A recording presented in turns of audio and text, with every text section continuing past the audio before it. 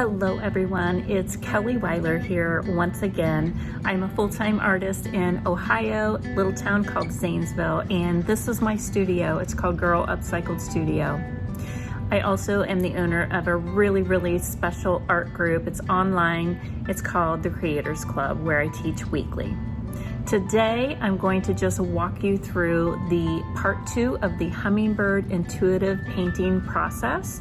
It's going to give you just an in-depth view and let you watch how I sometimes struggle through the process, how I work through the different problems, and how I bring it to a cohesive finish. I hope you enjoy today's class.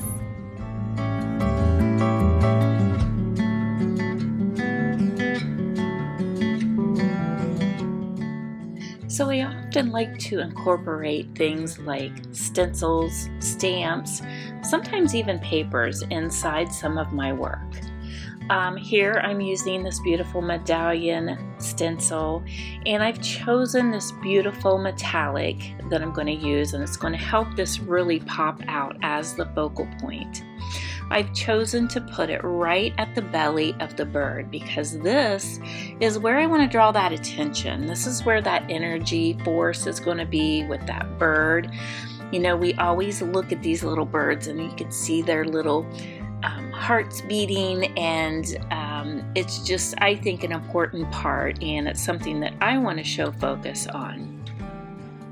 Okay, and now you'll see me working back on that background again. I work all around the canvas when I'm working because that middle area I know is pretty wet, and so I'm back on the background again, trying to figure out and make sense of the background that I have. There I go, incorporating more of those circular motions that I like to make. I often like to blend that out so there's not a real harsh line, and it kind of will mesh into that background really well. So I'm still working, I'm still trying to figure out. It is definitely a process when you're working on something that is of this style, where you're just kind of on this journey trying to figure out each brush stroke from one to the next of what it will be, what it could be. A lot of times you are experimenting and trying some things, even if we end up painting over it. It's not wrong to do that. So let yourself enjoy and experiment while you're doing this.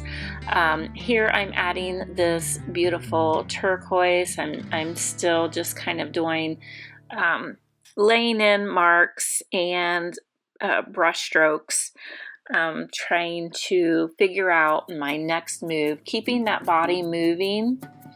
Again, more marks, not sure still at this point, just experimenting with some things. I may keep it, I may not at this point. So I'm still, you know, you are kind of on this ebb and flow with your journey, and you are allowing yourself to, you know, make those marks. Be bold about it if you need to be. Sometimes the worst thing that you can do is stay stagnant. And so that, if for me anyway, is where I find problems, is when I stop moving and I get stagnant. So even if I paint over something, that is quite all right. You know, you don't want to be in the mindset that, oh, I don't want to waste this paint, I don't want to waste this time, because it's never a waste. It is never ever a waste when you're on a journey and you're traveling down the road. You know, you're going to remember things that you did, you're going to make moves, and you're going to learn from those moves, just like any other adventure you make in life.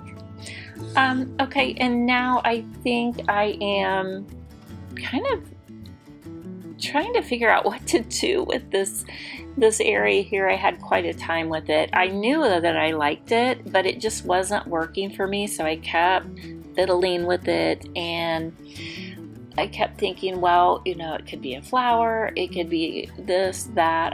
Had all these things going through my head. And now I'm coming to where I'm finding some peace in the movement here of where I know that this is going to be a flower. And so I'm going to bring that out just quickly with some brush strokes. And I feel like at this point it kind of put me in a good flow of where I wanted to go, although I know that yellow area was kind of still hesitating. I was hesitating with that. Here we have more little dots and experimenting with that, and I decided to blend a little bit of that out. See what I mean by letting yourself move? And I went ahead and I turned that into a flower, so some of that's getting covered. However, in the finished product, you will still see some of those little dots and some of those movements that I made on that undertone, that underpainting. So, never feel like that you're wasting your time by putting in little interesting marks. It's still going to matter. It is still going to show through, and it is definitely going to make your artwork stick out, and it's going to look different than anything that anybody else would make, I think. I'm just making these fun little leaf kind of movements and shapes. You'll notice as I'm bringing out these final details, I'm keeping it pretty simple. I mean, this is something that anybody can do at any level of your art journey. If you're a beginner or if you're more advanced, it really doesn't matter. This painting that I'm doing, all of these shapes are very, very simple shapes that I'm making, so that my hope is that you will try it, and even if you go in with these simple shapes of circles, basic leaf shapes, silhouette shapes, that you will give it a try and you will learn from it and grow from it, and hopefully find the satisfaction that I find in this style of painting.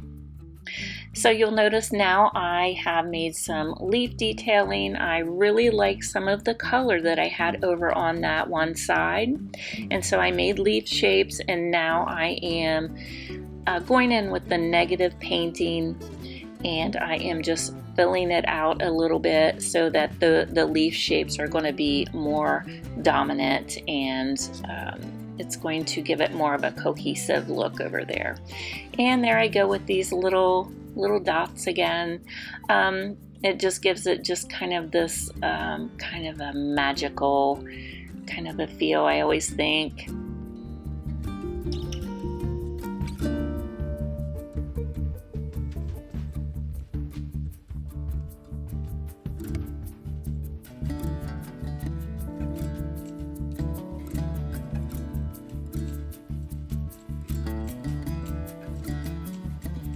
I wanted to just point out here how you'll notice I keep looking back at the camera, and that is so that I can give my eyes a different perspective.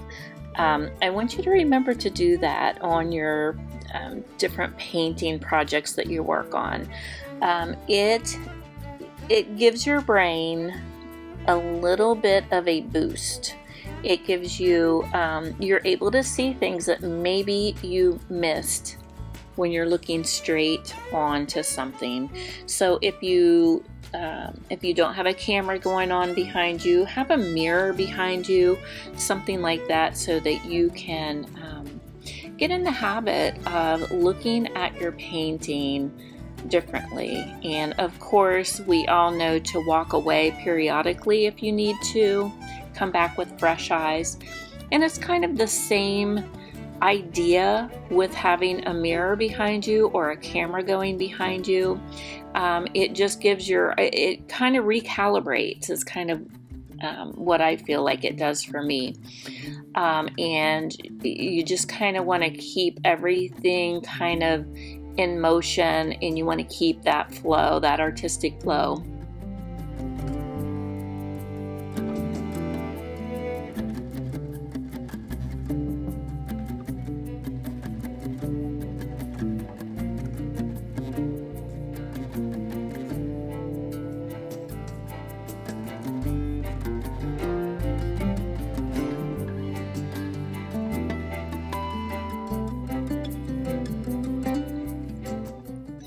And here we go again with this problem area that I was having, and I just decided to add some of my little dots to it. I probably at that point I knew that I was not going to keep the shape as is, and I knew that I was going to make some changes. I'm going ahead adding a little bit more of the brighter turquoise to the background, just seeing if I like it brighter or not. I'm just experimenting again. And you'll notice that I decided earlier there to create this big flower that the beak of the hummingbird was going to be going into, and so I have that kind of outlined. You can kind of see where I'm going with that. So still just diligently working on that background, just giving it a nice blend, still with nice pops of color, making sure everything, I'm calming it down. However, it still has a lot of color to it, but I am just kind of bringing it to a little more cohesive feel here. Outlining some of these areas that I want to be leaves and the backgrounds. So I'm just kind of detailing some of all of that out right now. Bringing out the shape, I want to make sure that the main thing shows, which is that shape of that bird, and I want that to really pop really well. Oh, and here we go. We finally are going to make the best of this situation here. I'm going to make a leaf. I like this yellow. I chose to keep a little bit of it in there. But you'll see now that I'm going to pretty much kind of just start to cover up the rest of that. I'm going to do negative painting around that leaf shape, and still leaving a little bit of the yellow and the little dots that I made. Those are going to still show inside that leaf area a little bit for right now. But anyway, that is a good example of, sometimes when you have something, you want it to work out a certain way and you like it, you're not sure what to do with it. Just kind of dance around with it for a little bit, play with it. Have a little dance, and then when you're done playing, the dance is over, then you make it make sense. And this is what I chose to do, and I feel good about that right now. So those are just, the moves that you have to make. I heard somebody say one time, and it always stuck with me, that if it's not something that you love and you just like it, that you have to let it go. You have to let go of things that we like to make room for the things that we're going to love. And I just think that's just such a great metaphor for life in general, as well as painting, of course, or any artwork that you're doing. Sometimes we get so caught up on those little minute details that we're not able to move forward. So dance with it, play with it, and then let it go when time is up. So I am just moving around this entire canvas and incorporating little splashes of yellow tones here and there, and you'll notice I've added some of the warm reds too. I like for your eyes to kind of, you want to think in thirds, so I like for my eyes to kind of dance around and hit those colors every once in a while. So that is kind of why I'm going around and adding these little touches of the yellow tone.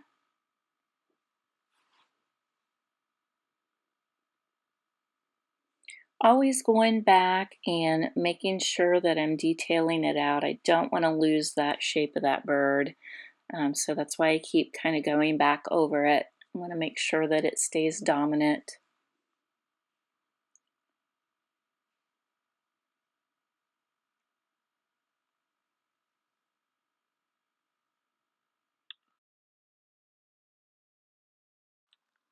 I often use my spritzer, my mister, and a little bit of paint and just my thumb, my fingers to blend things out. It kind of gives it a little bit of this mystical, almost like there's a fog in the distance.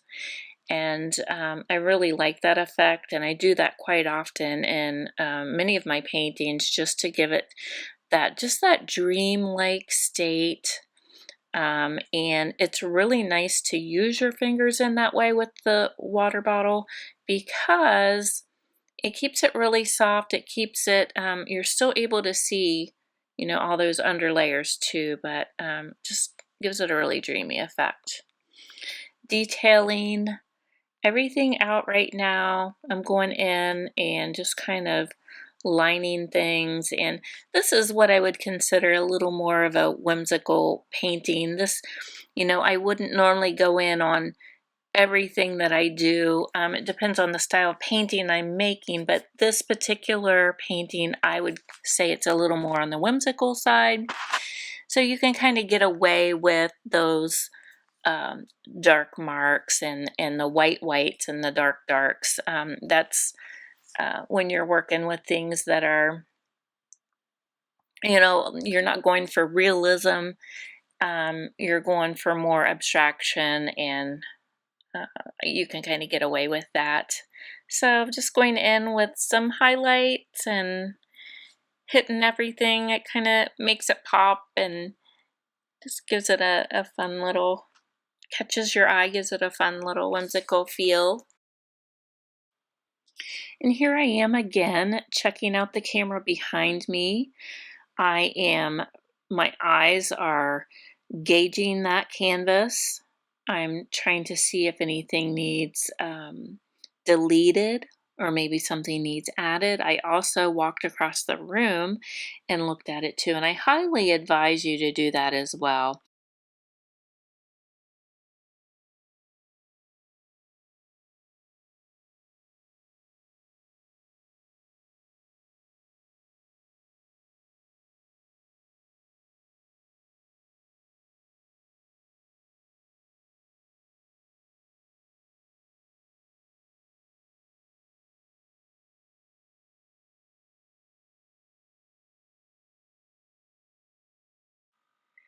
And next, I wanted to draw some attention in towards the heart and that belly where that energy source would be found on that bird. And so to do that, I just added a little bit of heat to the situation using some of those warmer tones. This, I believe, is a pink tone, using my knife and then just my fingers. And I'm going to just blend it out lightly with my fingers. And it's going to give it just like it is almost glowing. It's just going to give it this real soft effect. When you walk up to this painting, your eyes should be drawn right into that belly section because remember, we have all that gold metallic that is put in there with the medallion, and then surrounding that then will be that fiery, warm pink. So what you want it to do, you want your eyes to go to that, but you also want your eyes to dance around slightly too. I am taking some more of the turquoise and adding it into the bird just to calm it a little bit, so it's not as saturated with all the other colors. By doing that, if you notice when you put a cool color against or next to a warm color, it is going to even make it more vibrant, or it will make it more intense. So that is why I decided to add more of the cooler color surrounding that bird. I think it's just going to pull that energy and that attention back to that belly and that heart area, which is really that focal point that I'm making on this little bird here. And then finally, I wanted to just put a little bit of detailing over on the beak of the bird and just kind of clean it up a little bit, and stepping away again.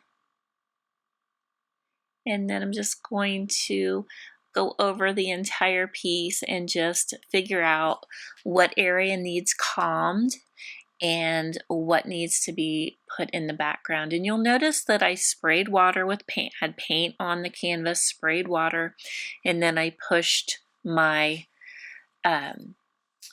paper towel over on top of it. And that is just what that does. It's going to set everything back.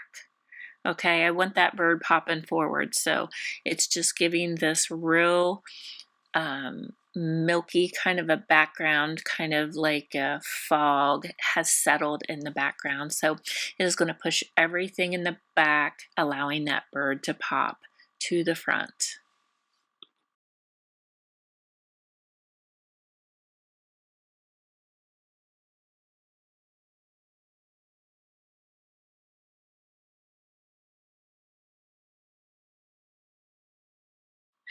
And well, look what I finally decided to part with. I finally let that yellow go. It is still warm on the underneath. You can still see a little bit of that yellow. However, that white just kind of popped on there. I kind of just wanted to put that in and make it kind of part of the white detailing that I had around the painting, so it just kind of pulls it all together.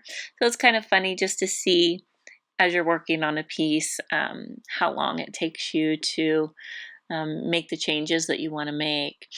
And all I'm doing now, gang, is I'm just going in and doing these final little details on the flowers, and I'm going to go over the entire painting, and I'll do any little crisp little small details that's needed. I'm not going to go, I mean, this is a pretty whimsical painting and it's not very technical or anything, so I'm just going to add a few little details to the flowers. And now for the final reveal, I'm going to give you some close-ups so you can see all of the work that you put into your paintings, and you can see that all of that work is not lost. When you take time to put those layers in, you can still see all of that history that you've added, and it comes out in that final result. If you would like to join the Creators Club, that is my online art membership group where I teach weekly. I teach the intuitive art process the beginning of every month, and we also cover many other subject matter and much ground as far as watercolor, acrylic painting, mixed media, you name it. We also have a once a year live retreat where we all meet up and paint together right here in my studio. I hope you give this a try, and if you do, reach out to me. Let me know how you did.